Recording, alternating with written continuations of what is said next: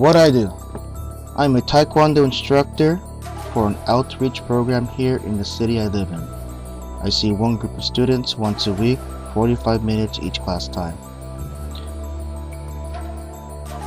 I want to talk about Taekwondo as a martial art and as the sport. I've trained in both Taekwondo, and I want to call it traditional style. Ooh, the word style. I don't like that word. Traditional method. And then there's the sport method, which is what you see in the Olympics. Olympic Taekwondo. I had dreams when I was doing my continuous training in sport Taekwondo, Olympic Taekwondo. I had dreams of doing many tournaments and excelling, mastering my art. But due to getting old, I don't mean old in the old age, just getting older, getting a job, and the other responsibilities that come with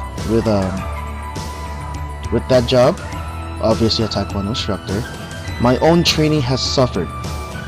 And slowly till now, my dreams of competing Olympic tournaments has died down.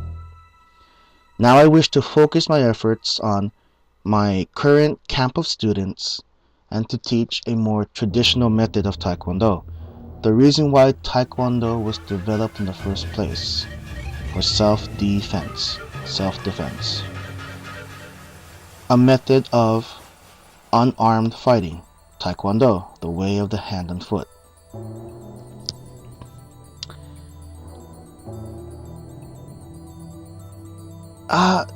To explain it, let's talk about the targeting, the places to hit between sport and traditional. In traditional, it is no holds barred. It's a self-defense.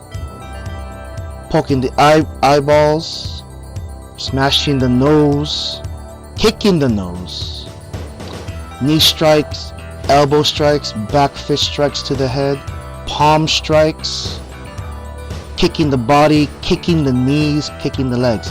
The targeting you see as a traditionalist, I'll try not to use that word too much, traditionalist. As a traditional student is on self-defense. There are no rules, there is no chong hong, chunbi, there's no referee.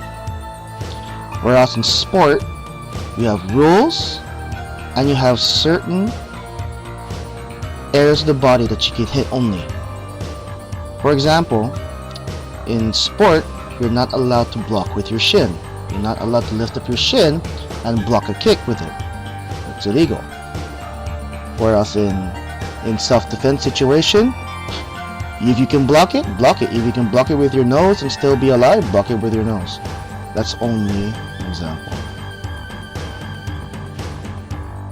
I've heard some arguments about why do the people in Olympic Taekwondo fall down all the time? Why do they have to kick to the head with these crazy spinning techniques?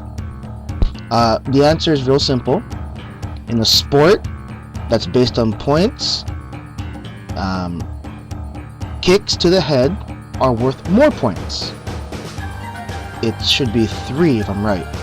A jumping kick to the head is worth 4, or is it 5?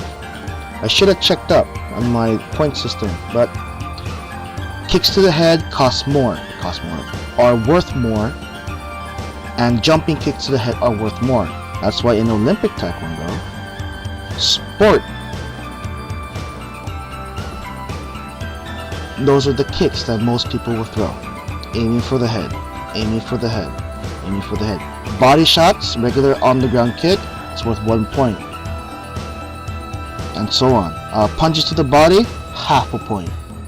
And that's even if they count it. So for those who are not educated in, or they're wondering why Olympic sport taekwondo, they fight the way they do, is because it's not meant for self-defense. Now, self-defense, traditional taekwondo, everything is open to hit. Kick them in the groin, bash their knee in. If they're really tired, you can kick them in the head, you can kick them in the face, give them an elbow strike to the back of their head. That's the difference. And I am and have been leaning more towards traditional taekwondo. The reason why taekwondo was made and developed in the first place, to protect yourself. But this is a martial art. By learning how to fight, you are going to make yourself a better you. You will make yourself a better you. If you are a girl, you'll make yourself into a better woman. If you're a boy, you'll make yourself into a better man. That is my view, and this is the view that I want all of my students to share. Now, for you, other instructors of other disciplines, not just martial arts, just biology teacher, anthropology teacher, math teacher, all methods of thought. What I hope you get from my explanation now is to know what you are teaching. To know what you're teaching and be able to defend. Let me back up. Be able to explain and or defend, if you have to defend, your views, your ideals, your views. And if necessary, bring up black and white proof as to what you are defending. Okay? Well, summary. Sport taekwondo is based on points. That's why they like kicking to the head, headhunters. Traditional taekwondo aim more towards self-defense, where elbows, knee strikes, palm strikes, ridge hands, back fists, straight punches to the nose, the back of the head, the knee, kicks to the groin. That's where it comes in. I am a student of both. Yes, I said I'm leaning towards more traditional teachings, but the sport, my God, sport taekwondo, they're crazy. They can throw a machine gun. They can throw a machine gun of kicks so fast. It works your cardio to the max. You train to be fast, and if what I want to do for myself, and at the same time pass on to my camp of students, is a great big mesh of the traditional, where there's full techniques, and then the speed that sport taekwondo has. That's my biggest goal. Okay, I trained in both, and I like both.